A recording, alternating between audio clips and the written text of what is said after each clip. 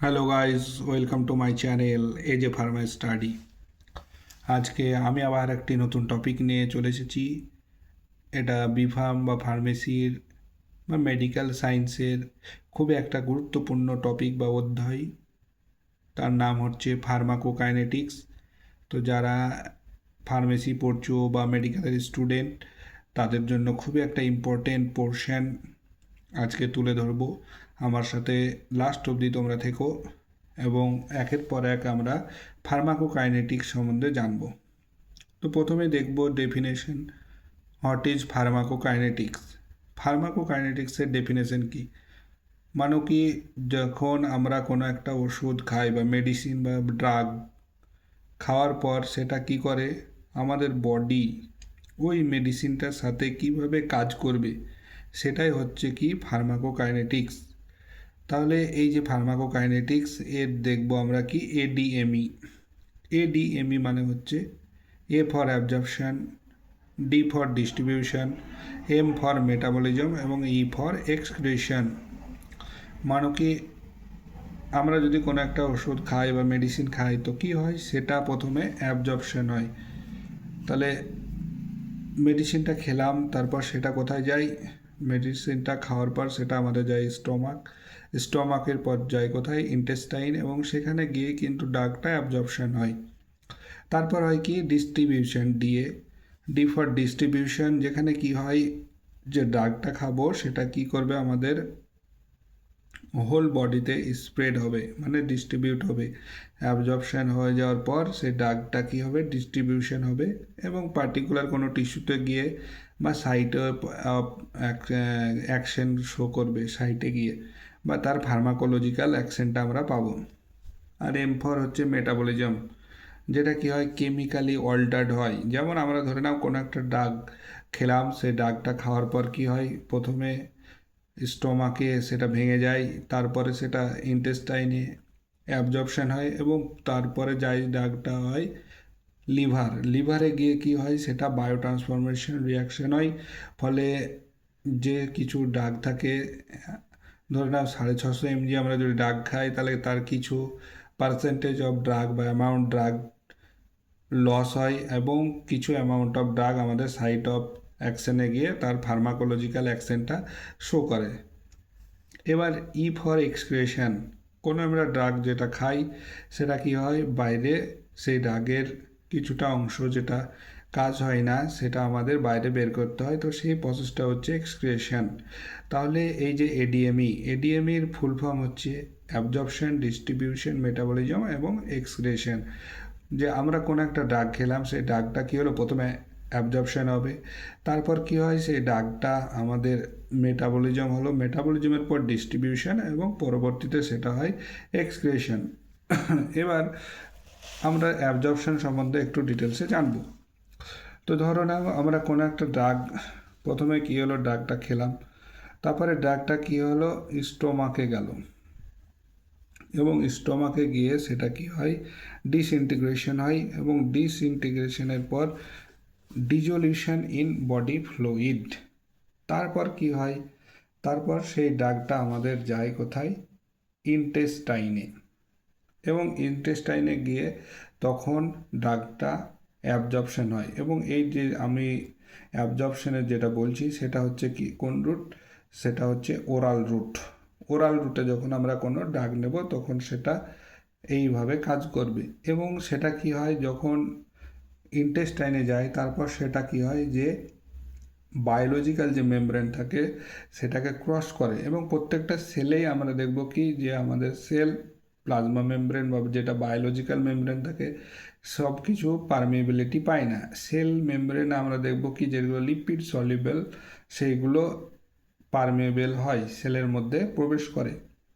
কারণ cell membrane যেটা সেটা ফসফোলিপিড বাইলেয়ার দিয়ে তৈরি হয় এবং সেটা লিপিডকেই পারমিয়েবিলিটি দেয়। তারপরে কি হয়, যখনই সেল মেমব্রেন ক্রস করে সেটা কি হয়, এবার ওখানে কি থাকে, ছোট ছোট ক্যাপিলারি থাকে এবং তার মধ্যে সেই ড্রাগটা অ্যাবজর্পশন হয়ে যায় কোথায়, পোর্টাল সার্কুলেশনের মাধ্যমে যায় লিভারে। এবার লিভারে সেখানে কি হয়, ড্রাগটার মেটাবলিজম হয়, কিছু চেঞ্জেস হয়, ফলে কি হয়, কিছুটা অ্যামাউন্ট ড্রাগ নষ্ট হয় আর কিছুটা অ্যামাউন্ট ড্রাগ আমাদের সিস্টেমিক সার্কুলেশনের মাধ্যমে সেটা থ্রু ডিস্ট্রিবিউশন হয় টিস্যুতে, এবং সেখানে গিয়ে রিসেপ্টরের সাথে ড্রাগটা বাইন্ডিং হয় এবং একটা ফার্মাকোলজিক্যাল অ্যাকশন শো করে। তো এখানে আমরা দেখছি যে কোনো একটা আমি ড্রাগ নিলাম, সেটা প্রথমে অ্যাবজর্পশন হলো, তারপর হেপাটিক পোর্টাল সার্কুলেশনের মাধ্যমে লিভারে গেল। তো এটাই হচ্ছে কি ফার্স্ট পাস মেটাবলিজম। কোনো একটা ড্রাগ নিলে সেটা ইন্টেস্টাইনে অ্যাবজর্পশন হলো এবং পরবর্তীতে সেটা পোর্টাল সিস্টেমের মাধ্যমে সার্কুলেশনের মাধ্যমে সেটা লিভারে গেল, সেটাই হচ্ছে কি ফার্স্ট পার্ট মেটাবলিজম। তারপরে কি হয়, কিছু পার্সেন্টেজ অফ ড্রাগ লস হয় আর কিছু পার্সেন্টেজ অফ ড্রাগ আমাদের সিস্টেমিক সার্কুলেশনে যায়। তাহলে এই যে কত একটা ড্রাগ নিলাম, তারপরে সেটা খাওয়ার পর কি হলো, আমাদের সিস্টেমিক সার্কুলেশনে যাচ্ছে। তো একটা ড্রাগ খাওয়ার পর how much amount of drug, একটা নির্দিষ্ট অ্যামাউন্টের ড্রাগ আমরা কোথায় পাচ্ছি, সিস্টেমিক সার্কুলেশন বা ব্লাড স্ট্রিমে। তো সেটাই হচ্ছে ওই ড্রাগের বায়ো অ্যাভেলেবিলিটি, এটা একটু মনে করে রাখবে। এর পরবর্তীতে আমরা দেখব যে factor, main types of factor affecting drug absorption. এই যে ড্রাগ অ্যাবজর্পশন হচ্ছে, তো এই ড্রাগ অ্যাবজর্পশনের জন্য কি কি ফ্যাক্টর এফেক্ট করবে। তো প্রথমে আমরা দেখব কি এর হচ্ছে কি ফার্মাসিউটিক্যাল ফ্যাক্টর। ফার্মাসিউটিক্যাল মতলব কি, এখানে দেখব যে আমাদের যে ড্রাগ নেব সেটার কি ডোসেজ ফর্মে আসে। যদি আমরা দেখি কি সলিউশন রূপে থাকে, তাহলে সেটার কি হয়, ডিসইন্টিগ্রেশন হয় না, করতে হয় না, কারণ সেটা অলরেডি সলিউশন ফর্মে আছে। তাহলে ফাস্ট ডিজলিউশন হবে এবং তার অ্যাবজর্পশন রেট বেশি হবে, খুবই তাড়াতাড়ি ফাস্ট অ্যাবজর্পশন হবে। এবার যদি আমরা দেখি ট্যাবলেট বা ক্যাপসুল, তো সেটা কি হয়, ডিসইন্টিগ্রেটেড হবে, তারপরে কি ডিজলিউশন রেটটা তার কি হবে, স্লোয়ার ডিজলিউশন হবে, ফলে অ্যাবজর্পশনও খুব স্লো হবে।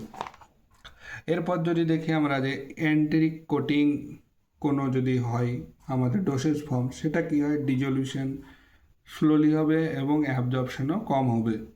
এবার যদি পার্টিকেল সাইজ অনুযায়ী দেখি, যদি সারফেস এরিয়া খুবই বেশি হয় তাহলে তার ডিজলিউশনও বেশি হবে এবং অ্যাবজর্পশন রেট বেশি হবে। তাহলে এটা হচ্ছে ফার্মাসিউটিক্যাল ফ্যাক্টর। এবার দেখব কি ফিজিওলজিক্যাল ফ্যাক্টর। যদি কোনো একটা ড্রাগ নিলাম, এবার ড্রাগটা কি বডির সাথে কাজ করবে, তো এবার আমাদের বডির ফিজিওলজিক্যাল কিছু ফ্যাক্টর ড্রাগের অ্যাবজর্পশনে এফেক্ট করে। তো তার মধ্যে আমরা 1 নম্বর দেখব কি ব্লাড ফ্লো।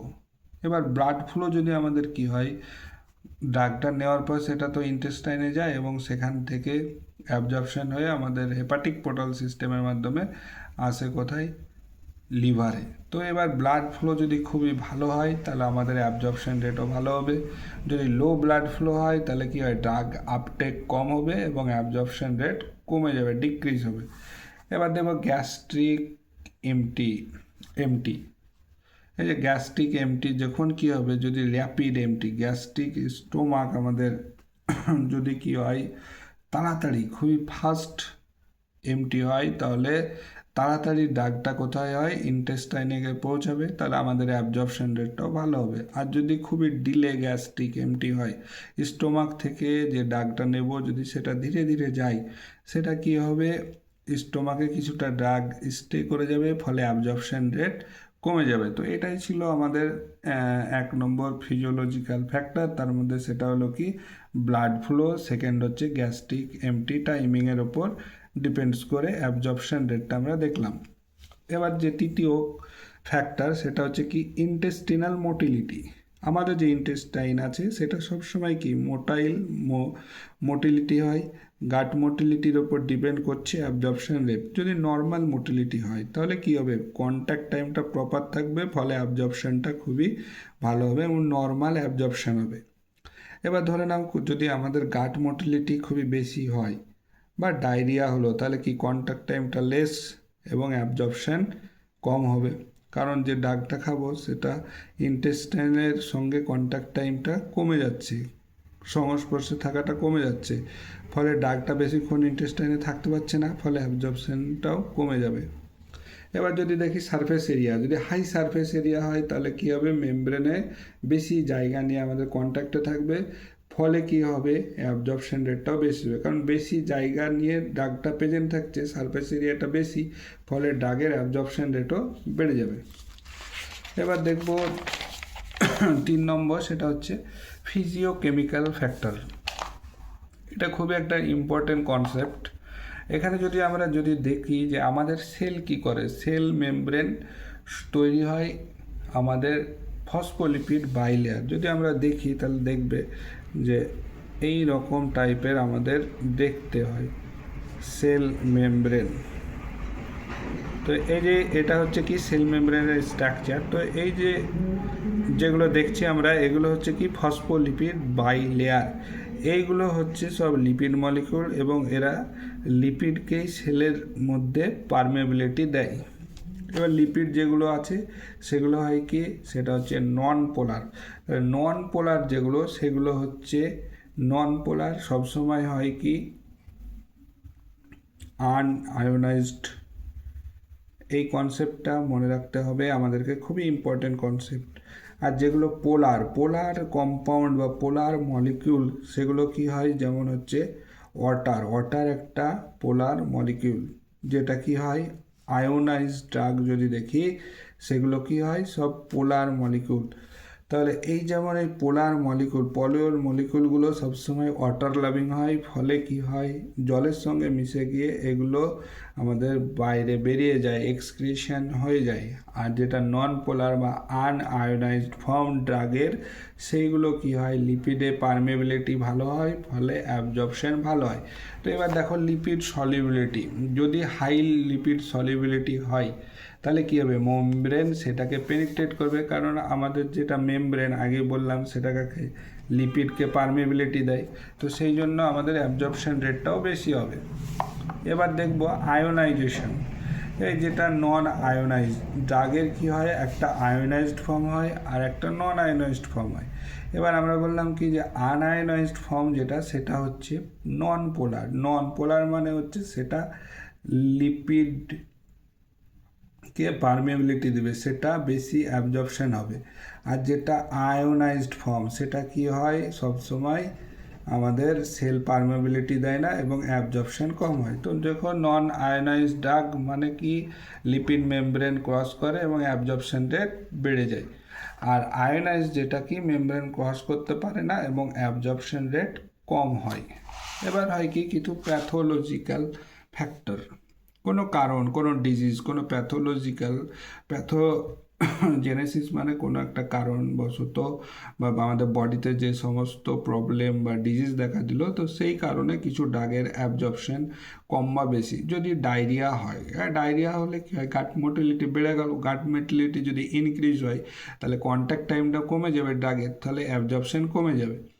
আবার ম্যাল অ্যাবজর্পশন সিনড্রোম, যদি অপুষ্টিতে ভোগে, যদি ঠিকঠাক অ্যাবজর্পশন না হয় খাবার, তো সেই রকম কন্ডিশনের ড্রাগটাও ভালো অ্যাবজর্পশন হবে না।